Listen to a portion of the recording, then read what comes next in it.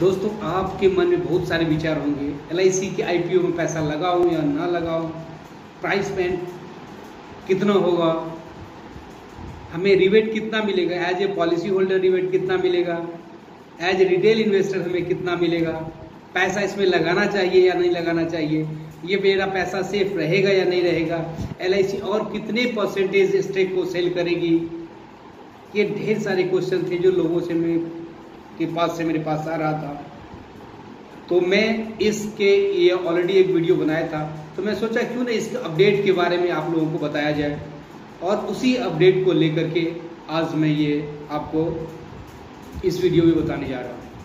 तो दोस्तों, जैसा कि आप लोगों को पता होगा, वो वक्त आ गया जब एलआईसी के चेयरमैन एमआर कुमार ने सेबी के पास जाकर के मोस्टली चीज़ को उन्होंने क्लियर कर दिया है, जो अब आप लोगों के सामने मैं बता रहा हूँ।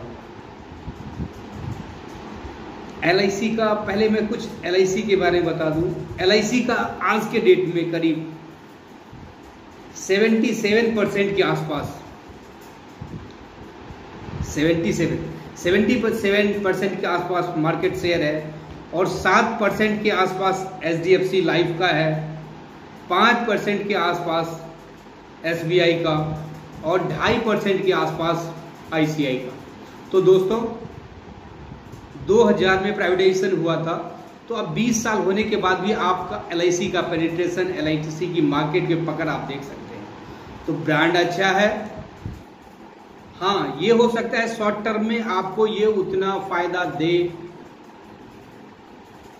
लेकिन लॉन्ग टर्म में बहुत ही अच्छा, अगर आप इन्वेस्टमेंट करना चाहते हैं तो मेरे हिसाब से ये बहुत ही एक अच्छा ऑप्शन होगा। कितना करना चाहिए ये अपने आप को आप देख लीजिए, आप कितने मार्केट में कितना आप इन्वेस्टमेंट करना चाहते हैं। तो इंश्योरेंस सेक्टर के लिए एक ये जेंट है, और इसमें आपको करना चाहिए। जैसा कि दोस्तों मैं बता रहा था, इसका प्राइस बैंड फिक्स हो गया है। जैसे कि मैं पहले बता रहा था,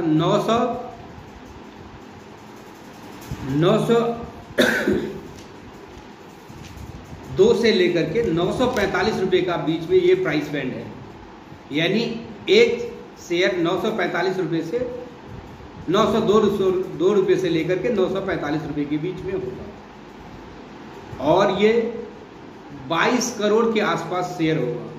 जैसा कि पहले एलआईसी ने अपने 5% स्टेक को सेल करना चाहती थी, लेकिन मार्केट कंडीशन और वोलेटाइल होने के चलते, और कुछ जो फॉरेन का जो स्टेटस अभी है, या आप जैसे कि जानते होंगे रशिया और यूक्रेन में जो हो रहा है, उसके चलते एलआईसी ने इसको रिड्यूस कर दिया, और इसको 3.5% के आसपास, जिससे एलआईसी को 21,000 करोड़ का आमदनी होगी।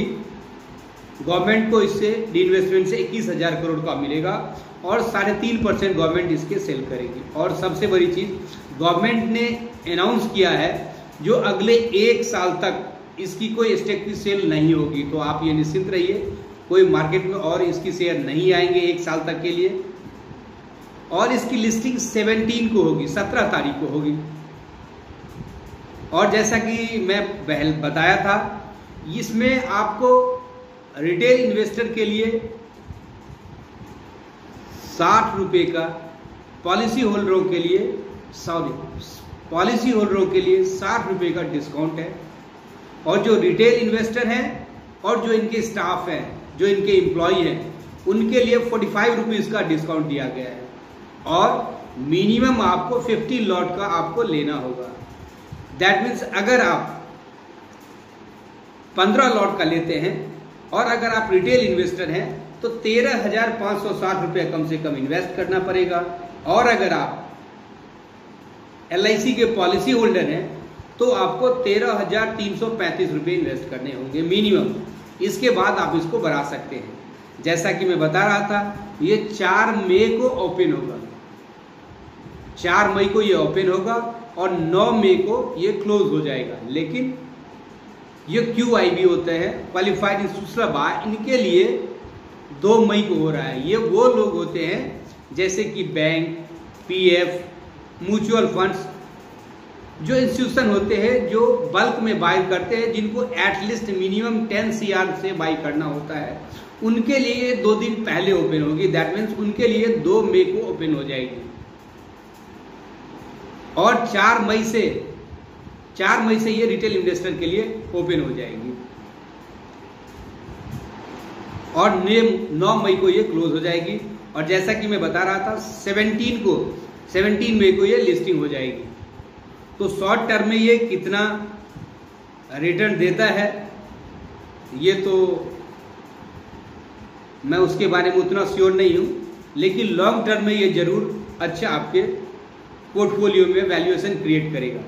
और जैसा कि दोस्तों एम्बेडेड वैल्यू होती है, एक इंश्योरेंस के टर्म में होता है जो उसके फ्यूचर रिटर्न मार्केट शेयर, इसका वैल्यूएशन बहुत ही टाइट या बहुत ही फेयर वैल्यूएशन किया गया है।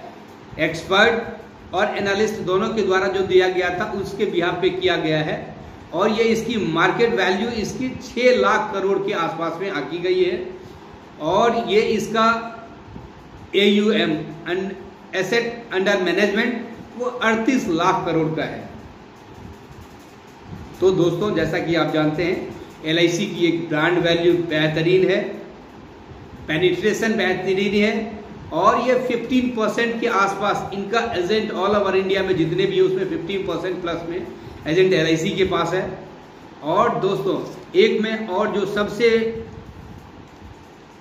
बेहतरीन चीज आपको बताने वाला हूं, डीमेट। इसके लिए जैसा कि आपके पास एक पॉलिसी होल्डर के तौर पे आपको अगर इसमें पार्टिसिपेट करना है तो आपका 28 फैब से तक आपको अपने पैन को पॉलिसी से अटैच कर देना था।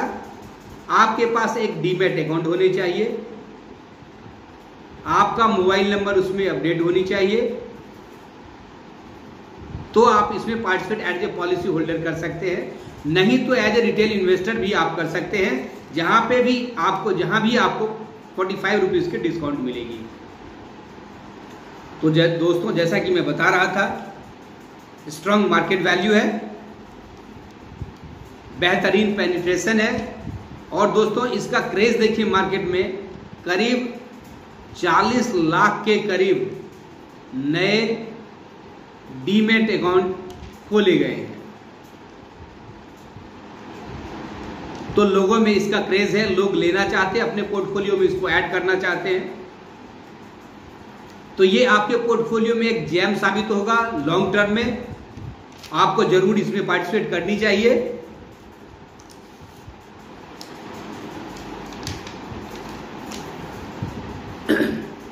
दोस्तों जैसा कि मैं पहले बताया था 50% के आसपास ये क्वालिफाइड इंस्टीट्यूशनल बायर के लिए होता है, 35% रिटेल इन्वेस्टर स्टाफ और जो पॉलिसी होल्डर है उनके लिए होता है और 15% नॉन इंस्टीट्यूशनल के लिए होता है।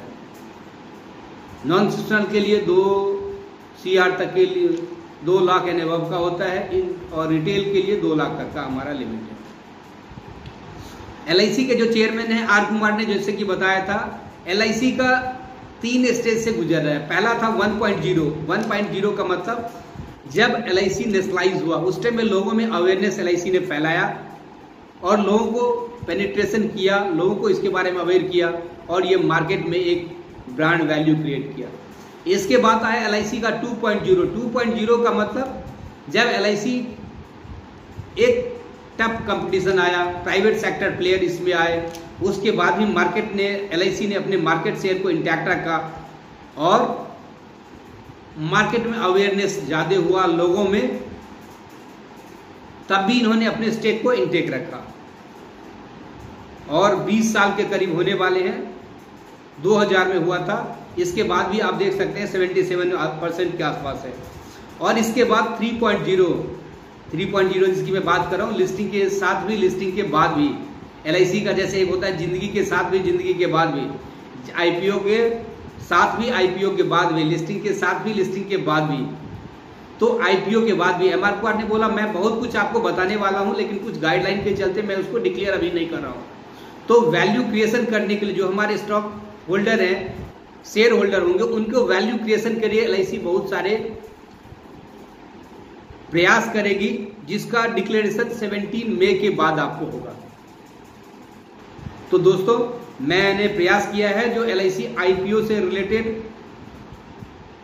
ज़्यादातर सवाल के आपके जवाब मिल गए हों, और इसके बाद भी अगर कोई क्वेश्चन आपके पास होता है तो ज़रूर आप कमेंट करके बताएंगे, मैं उसको बताने का प्रयास करूंगा। और दोस्तों सबसे बड़ी चीज़ मैं बता रहा हूं आपको, जैसे आपने देखा होगा मोबाइल का पेनिट्रेशन कितना हो गया। एक टाइम था जब मोबाइल कितने लोगों के पास थे, आज मोबाइल का पेनिट्रेशन कितना हो गया। डीमेट अकाउंट कितने थे पहले, आज डीमेट अकाउंट का डाटा आप उठा के देख लीजिए। इसी तरह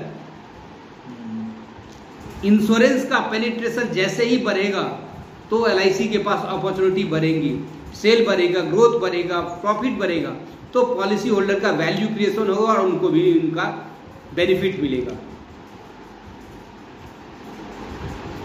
तो दोस्तों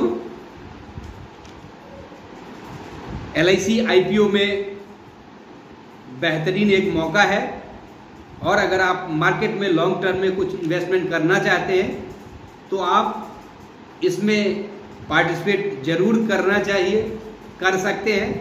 और आप एज ए पॉलिसी होल्डर आपको 60 रुपये के डिस्काउंट दे रही है। LIC ने पहले से डिक्लेयर कर दिया है, गवर्नमेंट ने भी डिक्लेयर कर दिया 1 साल तक कोई शेयर इसको सेल नहीं करेगी।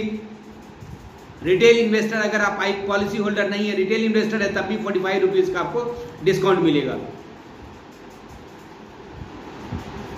तो दोस्तों आपके पास एक बहुत ही बेहतरीन अपॉर्चुनिटी है, आप IPO में पार्टिसिपेट कीजिए और इसको लॉन्ग टर्म में अपने पोर्टफोलियो वैल्यू क्रिएशन के लिए बेहतरीन मौका आप पा सकते हैं। Thank you.